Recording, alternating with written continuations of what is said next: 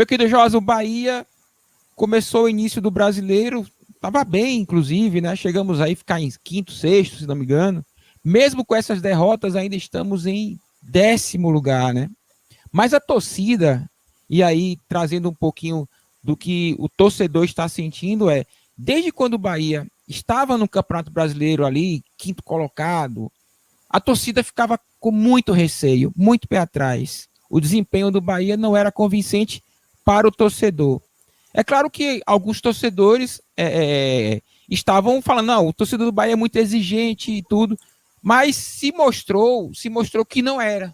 Que na realidade o torcedor, aquele que estava tendo um olhar diferenciado com relação ao desempenho do Bahia, tinha razão, até porque nós já estamos aí na 5ª derrota consecutiva, né?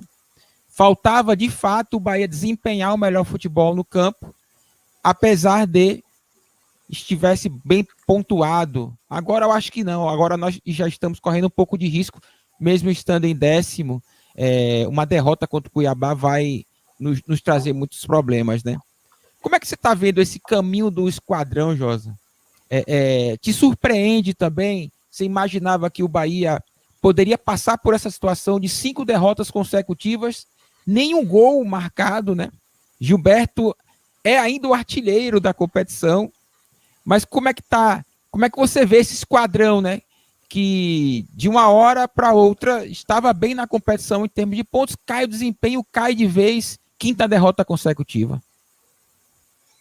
Então, né, a questão, o desempenho, ele vem caindo, né, mesmo, como você disse.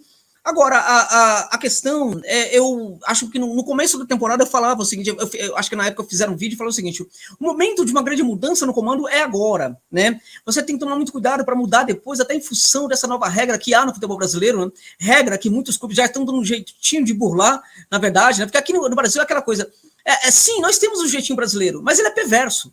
Ele funciona geralmente por mal, não funciona por bem. Acho que a gente tem que parar de se orgulhar do jeitinho brasileiro, porque o jeitinho brasileiro tá levando a gente para, né, só constrói o que não presta. Na verdade, claro que há exceções, pode ter momento legal tal, mas eu não gosto muito dessa coisa da malandragem que gera a grande coisa. Eu não curto muito essa ideia do jeitinho brasileiro, mas o jeitinho brasileiro ele funciona, hein? Olha, funciona muito bem o jeitinho brasileiro. E a gente vê, por exemplo, essa questão do jeitinho brasileiro nessa nova regra dos treinadores, né? Que você não pode ter mais de 2 demissões e tal. Aí você deixou brechas, evidentemente, porque os caras parecem que criam a regra aí com brechas, né? E aí o que está acontecendo? O clube pode fazer o seguinte agora: ele não está feliz com o treinador, ele manda embora. Aí ele simplesmente acorda com o técnico que o técnico pediu demissão. Aí vira lá com um acordo. E aí o técnico não é punido pela regra.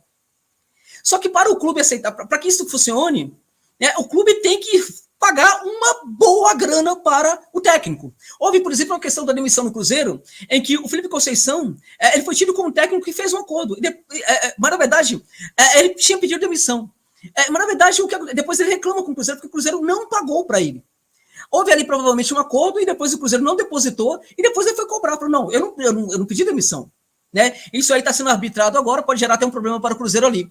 Agora, a questão né, para você se livrar de um técnico, você tem que pagar para ele não somente aquele salário que o dirigente que não entende de futebol, antigamente contratava um técnico e tal, percebendo que talvez ele não fosse o perfil para o clube, aí o técnico vai mandar embora, aí você vai ter que pagar para esse técnico o contrato dele inteiro, além de pagar o salário para um novo treinador. Além desse tipo de coisa, agora você tem também a tal da multa, uma multa que ninguém sabe, mas que acontece, que funciona, que está acontecendo no futebol no Brasil, que você paga para um técnico para ele falar que ele pediu demissão. Então a gente sempre dá um jeitinho. A Liga dos Clubes, né? A Liga dos Clubes Brasileiros. A gente acha que pode mudar, e pode. Isso realmente é uma grande modernidade no futebol brasileiro. Mas quando a gente pensa um dirigente do Brasil, a gente já começa a desconfiar. Né? A mesma coisa serve para várias questões também. Então, eu falava naquele momento que eu achava que ali poderia haver uma mudança no comando do Bahia. O Bahia tinha que se perceber como um clube capaz de bancar, sim, um técnico diferenciado, e que o Dado era um cara que eu gostava muito e gosto muito dele, mas que talvez ele não tivesse essa cancha toda para ser esse técnico do Bahia neste momento. Não era o momento de um técnico promissor. O Bahia não podia apostar num técnico promissor. O Bahia, na minha opinião, errara feio quando contratara um mano superado Menezes, lá no passado, né? E aí o Bahia foi para uma novidade, para uma aposta. E acho que também, naquele momento, para os desafios que esse Bahia se coloca para si próprio, né? Eu acho que não era o técnico ideal, porque eu acho que é um paradoxo nesse Bahia. Enquanto o clube, ele é elogiadíssimo, é motivo de muito orgulho, inclusive para o Brasil, o que tem feito a gestão do Bahia, mas do ponto de vista do futebol, a gente não vê a mesma coisa. E aí tem esse paradoxo. E aí tem um problema, isso precisa ser resolvido. E está demorando para resolver isso aí. Porque você pode atravancar o crescimento do Bahia. O Bahia não é clube para ficar apenas na primeira divisão. E tem que ter vontade de querer ser muito mais, construir muito mais. O Bahia precisa ter muito mais ambição. Nordeste é lugar das ambições. Nordeste tem de ser lugar para as ambições. O clube nordestino precisa ter ambição, né? E é possível, sim, construir ambição, mesmo sem grandes gastos assim. E isso se faz como? Através da gestão.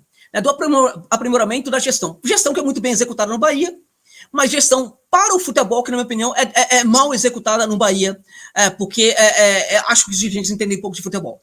Então, a permanência do Dado era um risco, era uma aposta. Acho que o que ele está entregando agora era aquilo que realmente ele entregaria, porque no começo o Josa, o cara fazia um trabalho legal, a equipe teve bons momentos e tal. Mas um técnico bom é um técnico bom que também vai saber ser um bom gestor dos momentos ruins. Quando tem um embalo, aí você tem uma vitória, 2 vitórias, 3 vitórias, o técnico é maravilhoso. E quando vem o primeiro problema? Como é que fica? A gente teve aí, por exemplo, um caso dos adversários do Bahia aí do Nordeste, que é o Fortaleza, permita-me, por gentileza, a observação, né? Que era uma equipe que estava muito bem.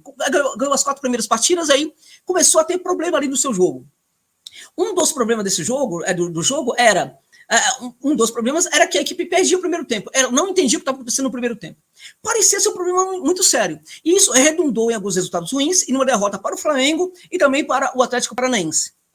Parecia ser um problema grave. Isso foi resolvido de uma maneira tão brilhante, tão rápida, né? Como precisa ser. Ou seja, foi um momento, na minha opinião, um momento complicado, um momento de fronteira ali para aquele Fortaleza, que poderia, por exemplo, cair muito. Até porque o Fortaleza hoje tem um elenco, né, que era o mesmo elenco do Anderson Moreira, que quase todo mundo queria que os jogadores fossem embora do PC, não queria os jogadores no clube. Então, neste momento, o problema que a equipe viveu, e foi muito sério, na minha opinião, a solução foi dada muito rapidamente e da melhor maneira possível. Um grande técnico, ele precisa ser muito bom nesses momentos também. E não somente quando tudo está funcionando bem. O elenco vai ter lesões, vai ter jogador suspenso por cartões, vai ter jogador que vai para a seleção, vai ter jogador, enfim, que vai ser negociado. Então, problemas vão se acumulando no clube ao longo da temporada. Então, quando você pensa um técnico, um perfil de um técnico, tem que pensar um perfil de um técnico para administrar tudo isso. E nesse caso, a gente precisa olhar primeiro, qual é esse técnico, o que ele viveu no futebol?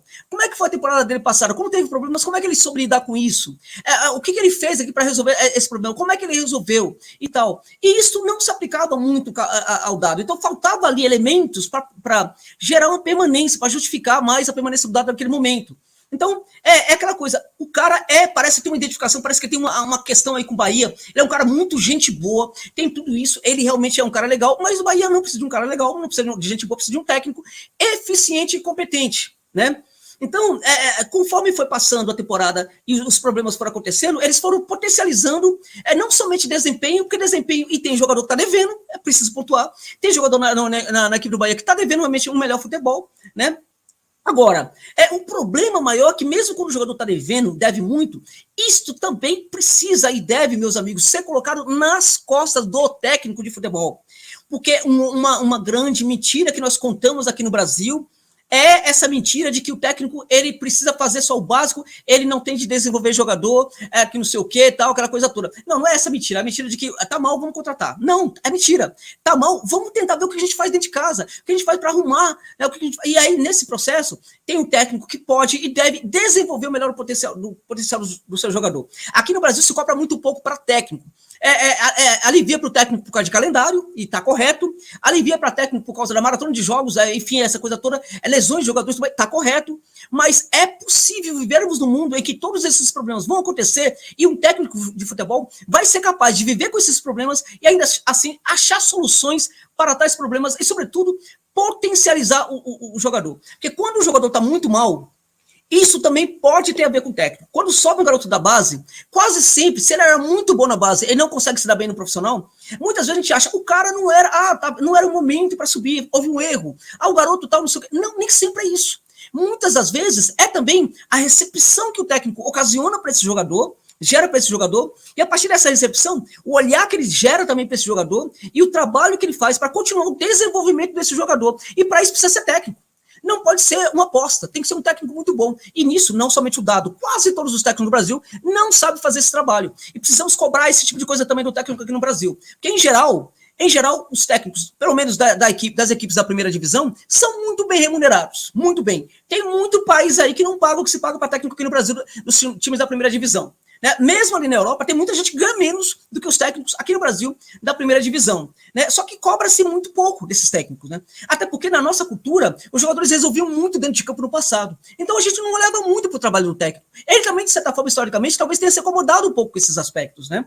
Então, é necessário cobrarmos sim do técnico que ele também trabalhe e desenvolva o seu jogador. Se tem talento no Bahia que não está funcionando, é por causa do jogador, mas é também por causa do técnico.